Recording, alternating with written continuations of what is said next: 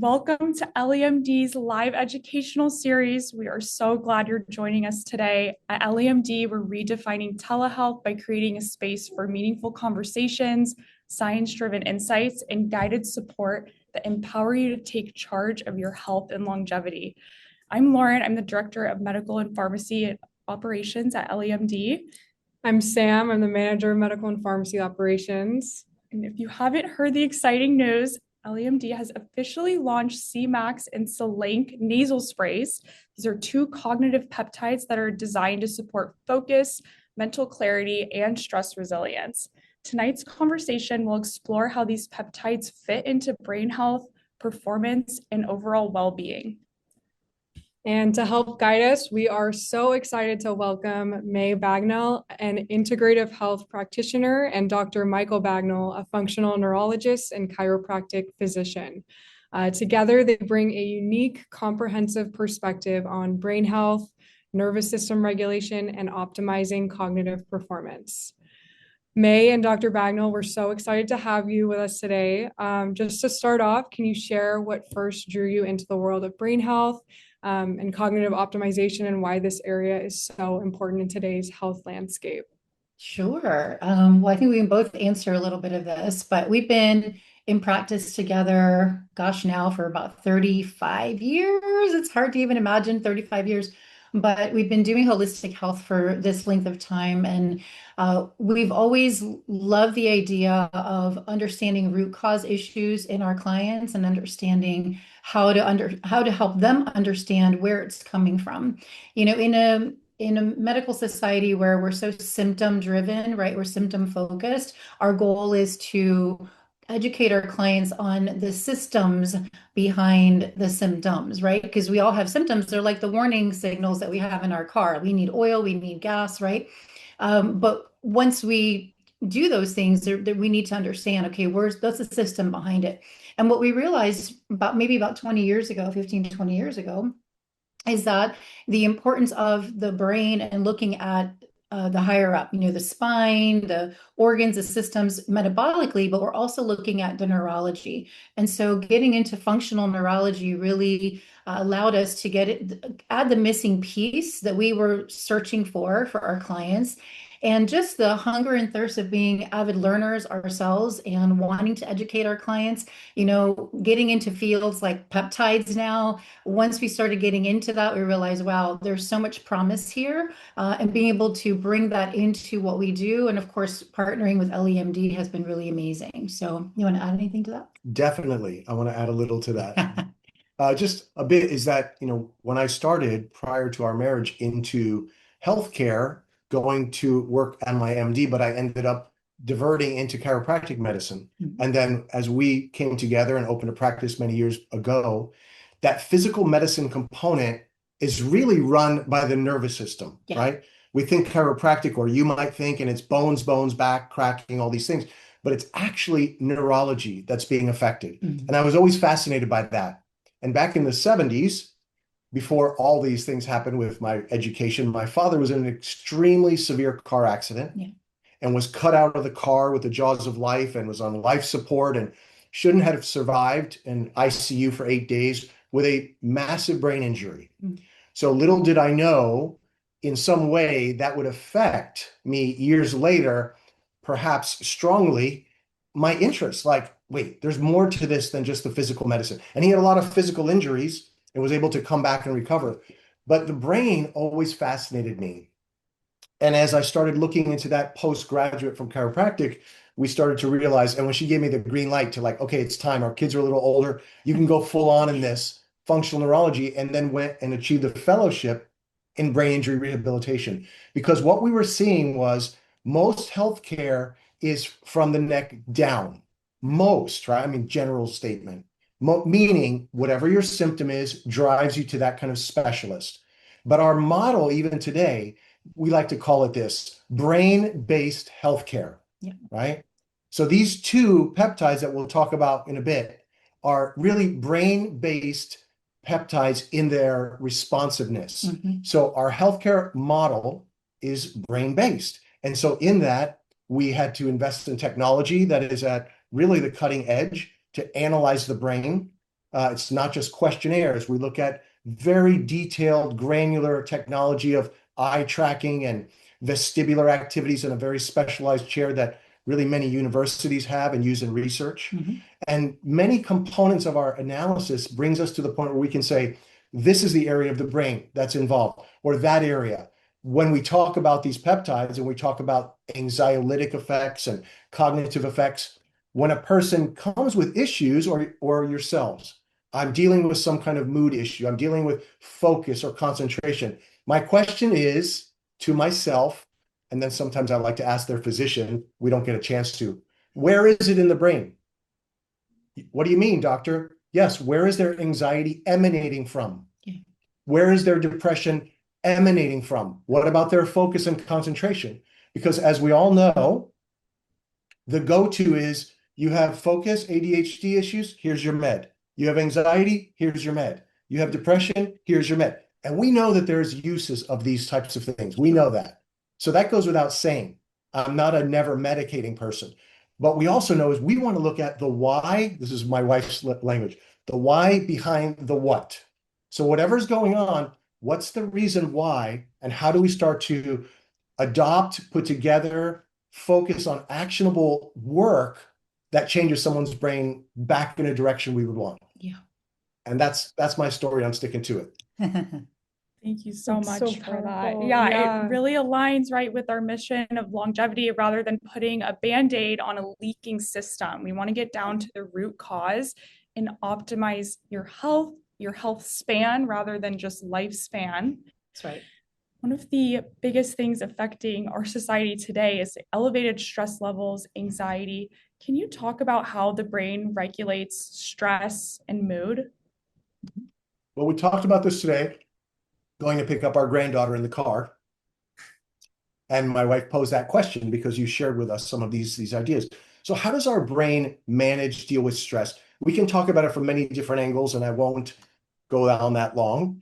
But let's talk about it from the angle of everyone deals with stress, right? Yeah. There's stress in your immediate universe, personal universe. There's stress in the world, right? So there's stresses that can help strengthen you and stresses that are going to break you down, especially when they're prolonged or they're magnified.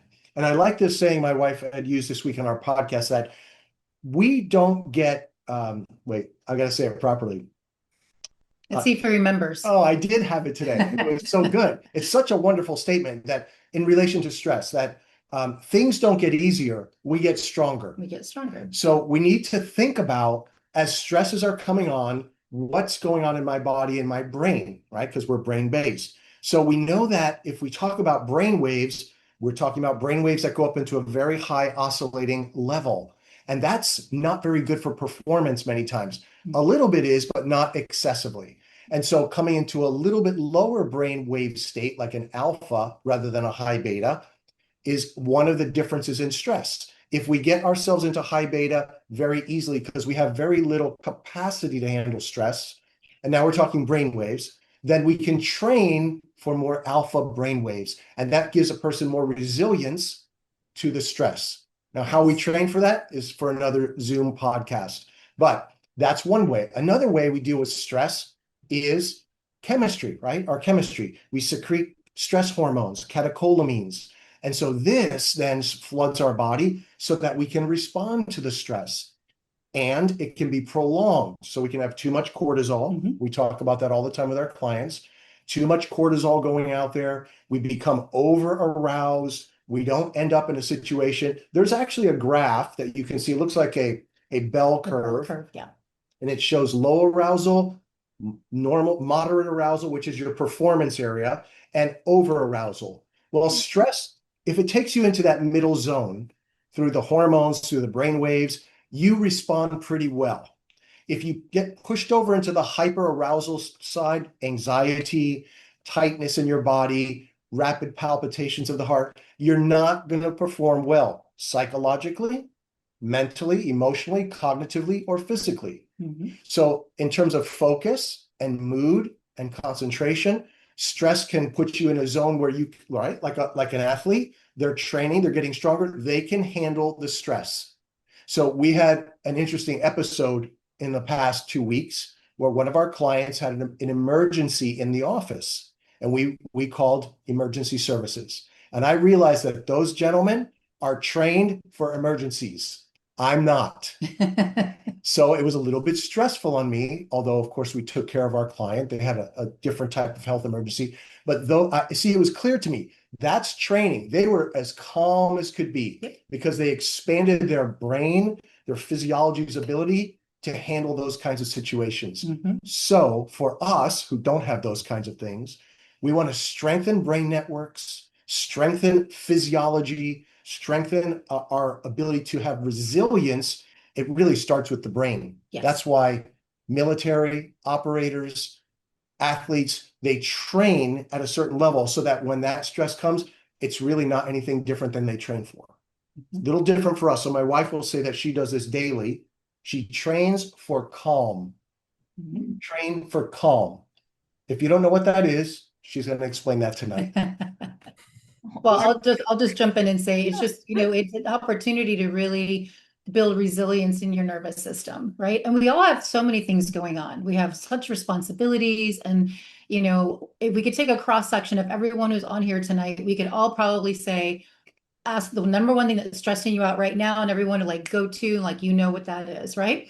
And so resilience training really is being able to learn how to regulate your nervous system, which is a very powerful tool. But sometimes, and why we're on this call tonight, sometimes we need the support of things that we can't access internally yet, right? But we can work on that. And we'll talk more about this tonight, but when we add peptides or anything into the practice, we're considering these things as layering them on foundational principles that we're already guiding our clients to do, right? So it's not like peptides, but go treat your body like trash, right? It's like peptides, and how can we support your biology and your neurology to move you in a more optimized state. Right. And so the nice thing about the peptides is it can help you get there with little interruptions so that you can lay the foundations and do the work. So that's what I would say about that. Yeah, very good. Does that answer what you're looking for? Absolutely. Absolutely. It's so interesting. And I was going to say, it's so interesting how people can be facing the same situation, but then have a different response. Like they could be super overwhelmed, versus calm. And so it's so interesting to hear your guys' take on that. Yeah. We can really go so deep. Of course, we're not, right? We can go so deep into the stress response, whether it's metabolic, like we talked, chemical, brainwave, whether it's neuronal networks. So there's so many layers when it comes to neurology. And as you go down, you can go down to the genetic level and talk about stress responses, right? So we can come all the way down to that level. We can come all the way up to regions of the brain. We can talk about metabolic, the rest of the body. So there's many conversations to be had, but this one fits best for tonight. And with elevated cortisol levels, does that affect inflammation in the brain? And can you talk a little bit about the link of inflammation with depression and anxiety? Very good. Very good. So there's a 2024 article even in Psychology Today that talks about neuroinflammation and its linked to mental health conditions. So again, if all of us think about in the past, people, friends, family, ourselves, going to a physician, psychiatrist, you have depression, deal with anxiety, you need some support around that, you get a medication, there's probably never a conversation about inflammation, unfortunately, unless you went to Dr. Amen. And then, of course, you'd have a conversation about inflammation, right? Or Dr. Hyman, or you went to Dr. Perlmutter, any of these colleagues of ours that we know. So it's important to understand that inflammatory processes can be caused by your immune system. Primarily that and your food sources. Those are the two primary drivers of neuroinflammation. And that neuroinflammation will decrease neurotransmitters, decrease synaptic connections, right? Increase toxic burden and load. And now we have inflammation where the brain starts to deteriorate itself as well as other body areas. So one of the peptides we're going to talk about, which is Selank, actually has immune properties to it, antiviral properties. Quite interesting. Not only anti-anxiolytic and calming the mood, kind of like the brake pedal, where the Semax is going to be the gas pedal, so to speak. That brake pedal really is going to have an effect, an impact, even so on the immunity and neuroinflammatory, more than likely. And one of the key things that ties all these things together is your BDNF, right? Your brain-derived neurotrophic factor. So this is kind of like that special sauce in your brain that keeps it healthy, keeps it creating new connections, as it were. And so inflammation will damage that and can lead to not only mental health issues or contribute to them, but also to cognitive decline, focus issues, ADD, ADHD in kids, many, many of these conditions that affect the brain. So we always think about that. That is part of brain-based healthcare. Yes. It's definitely, and I know you brought up Selank, which I guess we'll start talking about. I know its claim to fame is for its calming properties and anti-anxiety. Can you talk a little bit about patients you may think this is a good fit for and what you mostly prescribe this for? Yes. So the first thought would be for people who are dealing with some kind of anxiety levels. That would be the first general thought. And so this is going to support the GABA system, right? GABA. And so we've used different support nutritionally for that over the past. Those things have a little trouble crossing through the blood-brain barrier and the stomach gastric acid. So taking GABA may be a help to some people, but it's really lacking. So now with this, we have really a direct line into improving functionality of the GABAergic system. So if you say, what is that? So most of our neurotransmitters, we'll call them neuromodulators, are going to give us activity, right? Upward activity.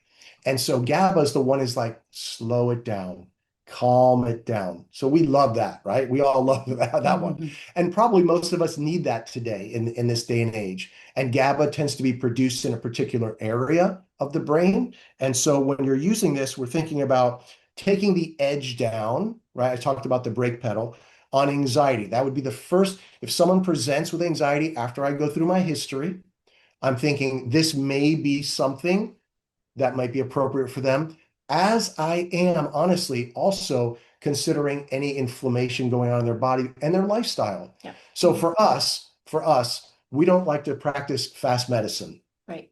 It's not us. We don't like fast food. We don't practice fast medicine. What I mean by that, not to be funny, is I want to take my time. I want to understand what's going on with you. I want to listen to everything that you're saying. It starts with my wife on the front on the phone call when she takes 30 minutes with somebody and they say, no one ever talked to me like that and listen to me more than talk, listen. And then my examination, the biggest part, the most important, the history. So once I hear what's going on and all the nuances of things that may be contributing, right, to the anxiety. Also, we're looking at mood steadiness. Someone who says, I really don't feel anxious, but I get really charged up and I have trouble calming down. Mood steadiness. That's a good phrase, right? And that's just in your day-to-day stress. And then the stress immune crosstalk. People might say, hey, I don't really get anxious, but man, I get sick and I get stressed, I get sick. I get stressed, I get sick. That'd be somebody who I might say, they might really benefit from this because they're talking about stress and they're talking about their immune system. And so as I wrote some notes here, that's what I'm looking down, these are really ones that we would help to consider in those cases. How is Selank different from traditional benzodiazepines or other anti-anxiety drugs? No addictive properties. Right. Main thing. One of the most, this is a medical neurologist friend of ours who says the most addictive drug he hates prescribing is benzos. He hates it. He says, but I have to on occasion, but I really don't like that because they're so addictive. And they're really addictive in two ways, not only neurochemically, but psychologically, because I don't know if I can handle it if I'm not on that, right? Which is similar to many things, but very, very strong in that addiction issue. I thought I had another note here. This is kind of interesting in some of the research, and a lot of these came out of actually Russian research, which is quite interesting, right? They were quite ahead in the 70s and 60s to all of the other countries in their athletic abilities because of their science, and that moved into their other areas. But it also talks about in some studies nudging the serotonin related pathways. I thought that was interesting. It nudges, it helps to stabilize the serotonin pathways, right? People are on SSRIs, even SSRIs for anxiety. So it's not only benzos. So we do see a pretty wide range of benefit. That's the beauty of the one thing is there's not going to be the really fogginess, the really heaviness from taking these like a benzo may give you, and you're not going to have the addictive property, which is the most critical in my opinion. Yeah. If someone was on these medications, such as a benzodiazepine, or maybe they're taking antidepressants, would Selank be an alternative to this, or would it be used in conjunction in some cases? Well, we are not prescribers of pharmaceuticals under my license and our work, right? It's not like we refer out for people who may need something to stabilize. So I would defer that kind of question to the experts at EllieMD, because you need to take every single person individually and say, and your experts will do that, right? And that's why one of the reasons we partnered with you, because we know this is a quality company. They have expert people so it's not going to be something someone's getting at the gym and say, well, it should work for you, even though you're on SSRI. That's not good medicine. No.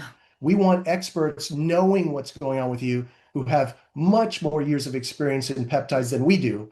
Ours is, emerging. So I would defer that to the experts and say, it's possible, you can, it's not strictly contraindicated, but it needs to be supervised by someone at EllieMD, in my opinion. Yeah. Our opinion. We have one opinion. Sometimes we have differing opinions. Sometimes different, but we're not going to admit that. But for the most part, we have one opinion. United front. So I know we're talking about benzodiazepines, SSRIs, but just switching gears a little bit to stimulants, traditional stimulants like Adderall, caffeine. How do those work on the brain? What's going on biologically? Well, I'll just jump in, and you're going to answer what you're going to say, but I'll just jump in. A lot of people come in and they're on stimulants of different kinds, the ones you just cited, but they don't want to be dependent on them, right? So, how do we support someone? And the first thing that we're going to look at is the reason why, right? So if we're stimulating, let's say caffeine, let's take one that, almost everyone likes to use. If you overuse caffeine, there's the potential of burning out your adrenals, right?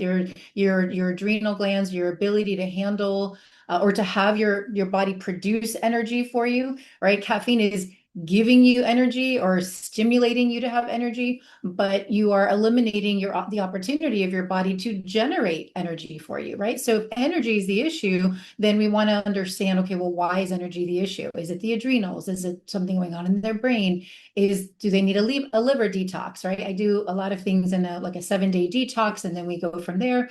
So we look at all these things metabolically, right? But again, our query is always why? Why did someone have to go to this in the first place? No judgment at all, just curious. Okay, what was happening? What was leading up to it? And then we can kind of reverse engineer by looking at the events in their lives that led to that and help them kind of take agency again, right? Take that control back in their life and in their mentality of, okay, well, this is where I was, this is where I want to go. How do I bridge the gap, right? And so part of what we love to do, including peptides, is I find that peptides help to bridge the gap, right? And almost always we're going to keep them because they're great and they're wonderful, but they help us bridge the gap from using something that isn't so beneficial to the body to using something that now will optimize the body and get a similar or better result, right? But a lot of times our clients will come in and they'll come in and they know everything about peptides, right? Like they've gone down the rabbit hole and they're like, I want this peptide and this peptide, and I go, whoa, okay. So let's just take a moment, right? Let's just take a breath. Or they're scared of peptides, right? So sometimes you have to talk people down from their excitement to help them, put that in order, and then others, just generate some faith that these things are really safe and wonderful for them. So what were you going to say about that?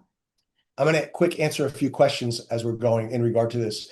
If on a stimulant, would you need to stop it while on a peptide? Not necessarily. Right. But we also, again, want to defer to the experts at EllieMD for your particular condition. Okay. So yes, can people with an SSRI take these? There are some that do. Again, it needs to be guided.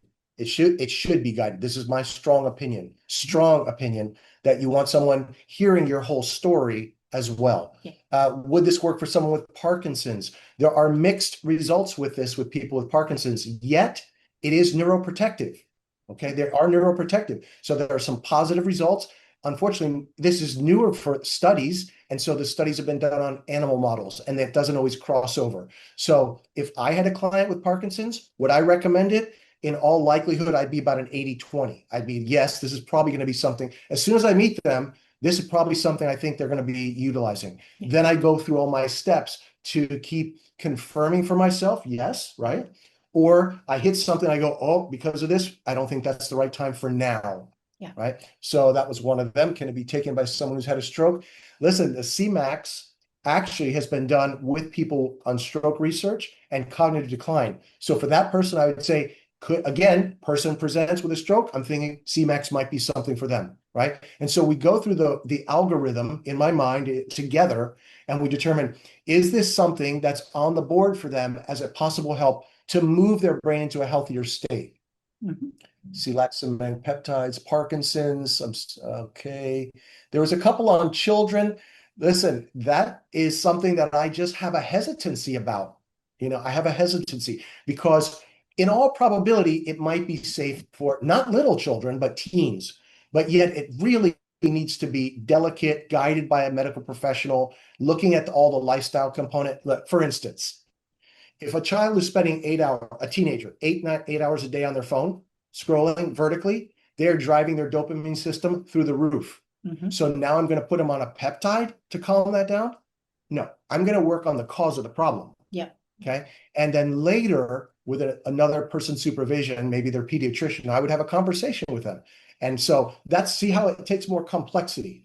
It's beautiful to say, man, I can just do this here and here. That's not the way we want to do things. Yeah. That's the whole reason for the webinars, to help guide you. Like, I'm going to make a really good decision for myself and those in my family. So I get the best out of the use of the peptides. Because one of the things that really kind of makes us sad is when people use a supplement, peptide, and it really didn't work for me. Darn it, we probably weren't using the right approach or the order of The order of operations. operations, yeah. Right? Okay, I'm going to pause, let you answer another question. Well, just for Get like a little a formal excited. I get a introduction. little excited. So, Oh, I love it. I love it. Bring the excitement. We love it. But just to do like a formal introduction, like what is Cmax? How does it differ from stimulants as we were talking about? What is Selank? How are they different? should we do it? Okay. Go ahead. So Cmax, right? It's a neurotropin. Both of these, you can consider them nootropics. You can think about them with that language. That's actually fair. So Cmax comes from a derivative of like ACTH. It's a hormone your pituitary makes, right? And the other one comes from something called tufstin. It's such an odd name. Anyway, one influences the GABA system, the Selank, right? That's the brake. The other one influences the cognitive system more, like, and the dopaminergic system. That's your focus. That's your attention. Her arm is over my nose. I'm Got sorry. that. Sorry. It behaves less like a hormone. It's a neuroplasticity accelerator. I like that. So, right, Cmax is a neuroplasticity accelerator. It's going to upregulate BDNF. Yes, that's what we love. We love that. So you can say it like this. It tunes the dopamine system. Mhm. It tunes. So would it be potentially helpful for someone with Parkinson's? Yes, that's the dopaminergic system that's burning out. So potentially it could be a really excellent fix. Early cognitive decline, brain fog, someone who's having issues, an adult with ADHD. Maybe this is the one Yes. for you, right? It helps you to stay on task. So we're thinking about learning and memory and coding. Hippocampus, someone asked that question. Yes, hippocampus is improved through this BDNF process with Cmax. Very good. Memory, emotional regulation. Hippocampus, it's interesting. They think about memory, but also your emotional regulation. My father, with that brain injury, ended up with dementia earlier in life and didn't know what I know now. Obviously, I was a kid, I was a teenager growing up in that house, and the highs and lows and the self-medicating with alcohol and other things. Now I go, oh, now I understand why. Mm. Right? Because the emotional regulation was shot in his brain because of the way his brain was injured in that car accident. So learning and memory and coding, you'll feel faster and smoother potentially. Focus and attention stability, right? Focus and attention stability. Under load, right? Because that's your dopamine. your monoamine support, right? And then recovery and adaptation. When you're stressed, it helps you in recovery adaptation of your brain. So if you want to learn faster, concentrate, drive tasks, and you want plasticity, Cmax is the one to consider. Selank, anti-anxiolytic, calming you down, mood stabilizing, right? Stress and immune crosstalk, very important in that range. Could you do both? Sure, you could, under the supervision of your LEMD. I think what I'm most excited about is the nasal aspect. Yes. Because we both, I can't talk for my wife. I have needle fatigue. I am done with my belly feeling like this. I'm trying at Like a 60. pincushion. Yeah, I'm trying to like sit my belly down and it's swollen so much with all the little injections, but I get the benefit. But yeah, I'm excited about that because the delivery is going to be so much more user friendly, I guess you would say. You might get a little bit of nasal irritation, a little bit possibly with the Cmax, but you may not. I'm not projecting it on you. I'm just saying you want to communicate about that. And if you have a glucose problem, you might get a mild increase in your glucose, your blood glucose. So if you're someone that's really far in the diabetic range, you got to monitor that. So we both have CGMs on right now. We love those. And we were looking at all kinds of things. Oh, we can't use that creamer anymore. Oh, we better do this with our. So we're having this Italian egg coffee lately. Ooh, You have to hear about Drop the name. it. Tastes amazing. I don't know if it helps the blood sugar so much, but It does. It actually does. Well, side note, I found this lady, I was on YouTube, and you just get these videos that just come next, and this lady's doing this Italian egg yolk and the coffee. If anyone in here is, oh, Sin said, is it called Olevato? Anyway, it's an egg yolk with the coffee, and then you add a little of your creamer and a little bit of sugar if you want. Let me tell you, when you add that, it changes how if your sugar is going to spike or not. And so I tested it out. I'm a big researcher on myself. And so I'm like, okay, I'm going to test this to see. And it does, it levels it out. It's pretty interesting. So, and it tastes great. It sounds really odd, an egg yolk in your coffee, but you got to try it it actually tastes amazing. you got to try it to believe it. So with I don't know if I TPI, have a courage. You don't know if you have a Courage courage? to do that. Ooh. you would. It actually doesn't. It blends in. I was the same way, but trust me, it's really, really good. I wouldn't be talking about it if it was not. People in dementia and TBI, could they use some of these? The answer would be yes, guided by, of course, again, I sound like a broken record. Of course, most people today everyone here will know what a record is. I guess there's no more radio. Someone corrected me, said, right now it's Spotify, Grandpa. I said, okay, smarty. So TBI and dementia, yes, you got to monitor the person with dementia because they might have blood sugar issues at that age. That happens commonly. So these have to be monitored and taken on individual cases. How about propranolol? Yeah, that's somebody probably with dysautonomia maybe or blood pressure issues. So could it be? Yes. We'd have to kind of go through the algorithm, see if it's appropriate. Someone I was answering their question when I was typing. That's because I have mind control. That's how I know. My needle fatigue is real. Interesting. And yes, raw to the egg yolk. Yes, not cooked. Nasal, yes. Okay. CMAX, can it increase glucose? Cmax can the research shows slightly increase some people's glucose. Not a big deal. If you're, like me, and it goes up to 130, but then it's coming back down, I'm not really that concerned with that. We're not talking about someone who is a diabetic and are really struggling. Now, if somebody's taking some of the others, the trizepatides and things like that, okay, you can do that. You got to monitor these things and what's the interaction. You might want to put on a continuous glucose monitor because glucose, last thing I'll say, so sorry. No, you're fine. And I didn't have coffee this afternoon. He did not.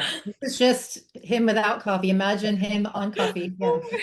Is that blood sugar elevation is one of the biggest risks for dementia as we age. Yes. So we really want to manage that blood sugar. And that's one of the reasons we're like, hey, let's really figure this out by science. So which is better for dementia? Probably the Cmax, unless some people with dementia are dealing with anxiety. So you want to go maybe with the Selank. Sure. All right, go ahead. Well, no, I was just going to say, this is why I love LEMD as practitioners and why we partnered with your companies, because we know that when one of our clients, which we send all the time, is going to go and going to ask answer those questions, and then the practitioner is going to make a determination as to, the issues, whether they're on medication, what their goals are, and being able to manage that appropriately, and then take the steps, right? And then guide them. Okay, we're going to start with this peptide. If you are on a GLP-1, what else can we do? So all of us here, I would imagine, are at least on some of these peptides, maybe multiples like we are, and being able to stage that properly, with that guidance is really important. Yeah, thank you for touching on that, and Dr. Bagnell for going through these questions. We're all such unique cases, right? All of our biology is unique, and that's why it's really important when filling out the medical assessments that you do disclose all the medications that you're on and past medical history so they can get a full picture, because one yes for someone may not be a yes for the next person. That's exactly right. And that's the way we practice. We work with all sorts of clients coming in for similar reasons, but our approach will be unique to them because, we got to follow the order of operations that person needs to get the successful result. Absolutely. And maybe someone asked about concussion recovery, and they're a functional nutritionist working with a chiropractic neurologist out west. So yes, I mean, of course, you already know that we really would not be my first thing. I'm looking at eye tracking studies. I'm looking at brainstem autonomic function. I'm looking at many things to understand where that concussion injured the brain. And I would consider peptides as a support to that once we started that. Yeah. As well as the nutrition, the lifestyle, the foods they're eating. So where we need to optimize all those things. So it can be used. It's not, in my opinion, a standalone. Like you had a concussion, use a peptide. That's not enough because you have to strengthen and rehabilitate areas in the brain that are injured or brainstem. Yeah. So you want to think about the brain in two ways. Many times when we have something we're trying to improve, we think about, if we're like in this space, right? We're thinking about green medicine, right? Like you talk about natural things. We're thinking about peptides. We're thinking about chemistry. But I will tell you the other side of the coin is you need to think about strengthening the actual injured area in the brainstem or cortex. Not a lot of people understand how to do that. Yeah. Right. So it would be similar to giving me a protein shake. And I said, that's all I have to do. I don't have to go to the gym. No, just drink the protein shake. And you'll get biceps. But I mean, I would be healthier. I might be healthier, but we need to find where the weakness is, the why, strengthen it, and the peptides will support the strengthening and repair. Yeah. So amazing. I also saw a comment. I mean, this amazing. Thank you. A comment asking about the difference between these and NAD and synapsin nasal sprays. Different pathways, you're working on different things, right? So the beauty of all these peptides is that they're allosteric, they work on a lot of different components. So I use NAD, I use NMN, I use a lot of letters of the alphabet, it seems like, with all of these things, yes. BPC and this and that. Yeah. Okay, but yes, there's just different pathways. And again, you can step back and say, what am I trying to achieve? That's the goal. What am I trying to achieve? That's the question. Do I want mitochondrial support? Maybe I want to go with MOTS. Maybe I want to go with NAD, right? Do I want injury recovery and tissue recovery? Maybe I want BPC. Do I need some of these cognitive and mental effects and neuroprotection and decreasing inflammation here? I need these two, okay? So this is kind of the way another way of looking at which ones might be best. Okay. That's great. In your practice, do you do studies, right? When there's not a lot of human clinical studies on some of these peptides. So if you see a patient on them, are you curious to see how their health is changing? Are you tracking that, like their brain waves maybe? Oh yeah. Yeah, we measure. Go ahead. No, yeah, we do. What we love to do is to measure, right? We never want to guess. I mean, after this many years of doing what we do, we could guess, but we don't want to guess, right? Because our patients surprise us all the time with what's actually going on, and we want to see. And then when we measure before and afters, we can really see the shifts and changes in what's happening in their neurology, in their metabolic system. Of course, we rely on how the patient's progressing. Our philosophy in the office is we don't ask our patients how are they feeling every time we see them, because feelings can come and go, meaning symptoms can, ebb and flow, and healing is a very much of a roller coaster ride. We wish it were very linear. But what we do always ask is how are you progressing, right? And this is more of a mindset piece, coming from mindset coaching in my background. I think it's important for all of us here, especially if we struggle with any chronic condition, and people well-meaning around us are asking, how are you feeling? How are you feeling? You get really tired of answering the same question if how you're feeling is not good.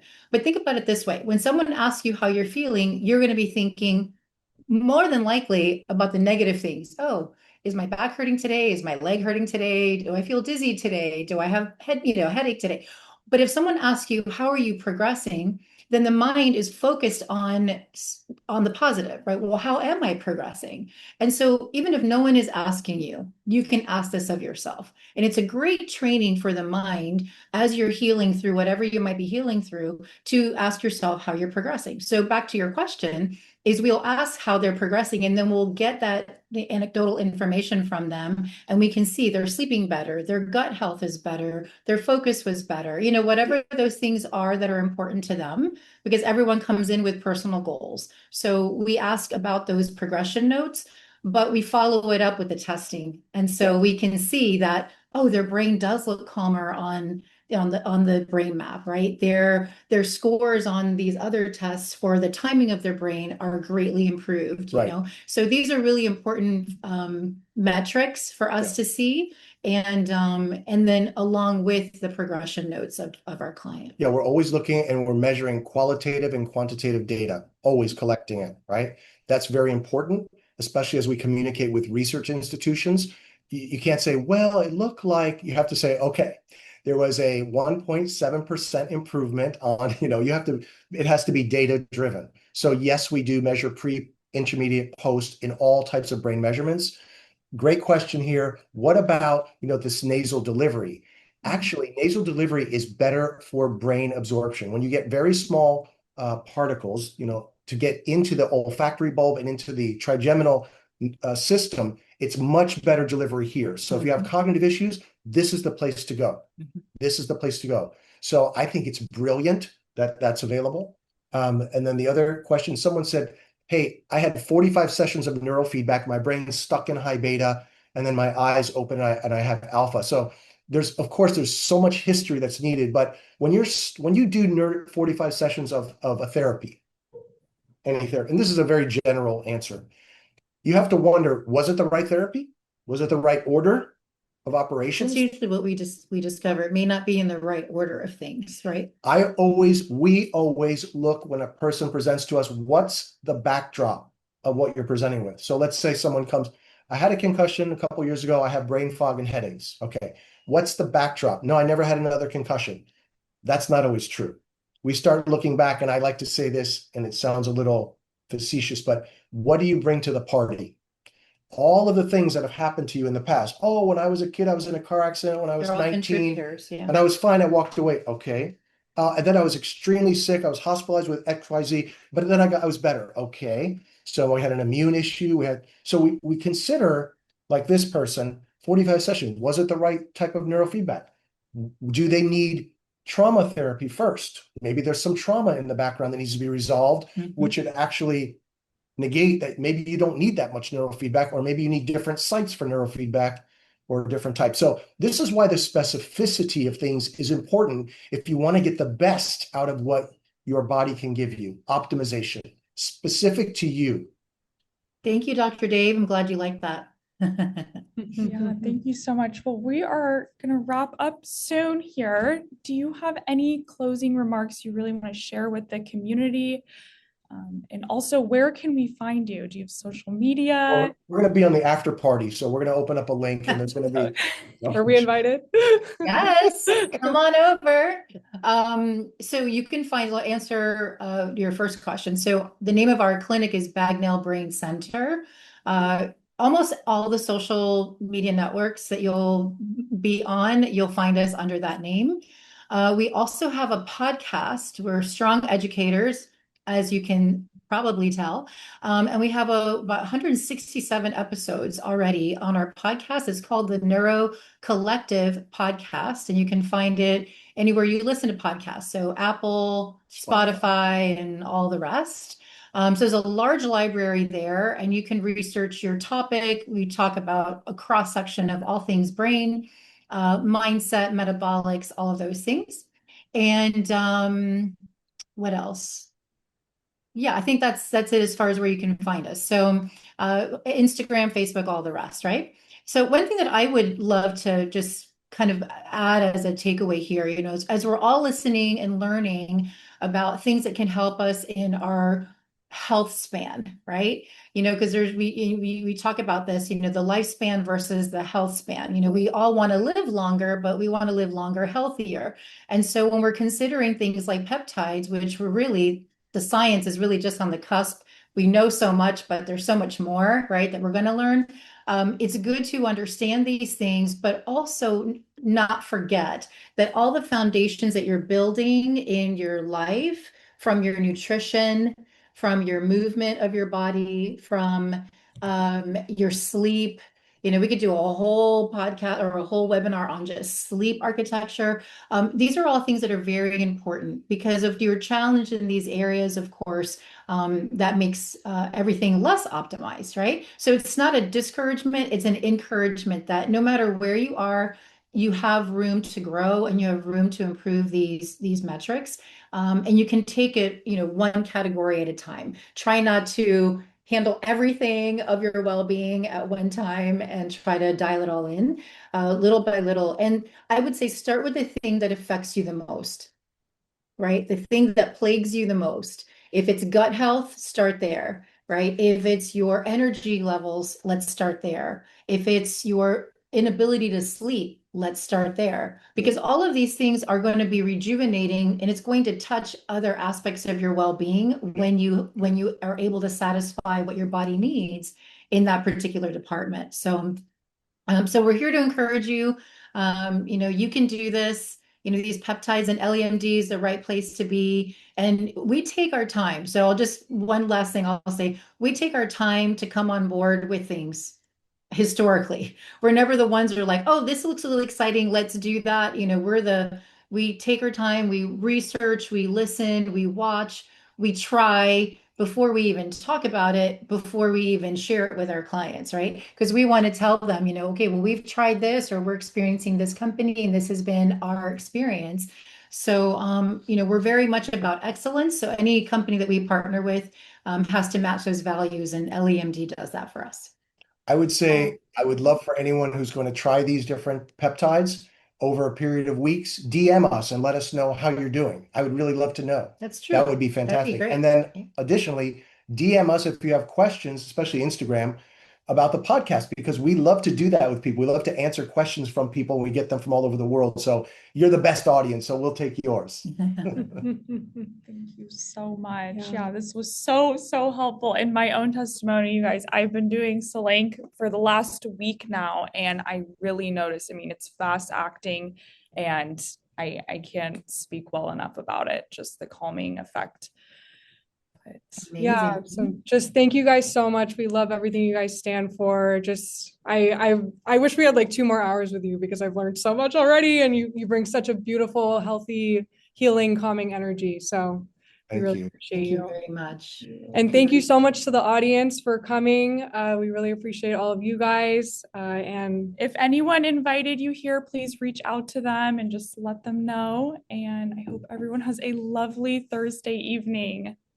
all right. Okay. All right. Thank you, everyone. Thanks for being here.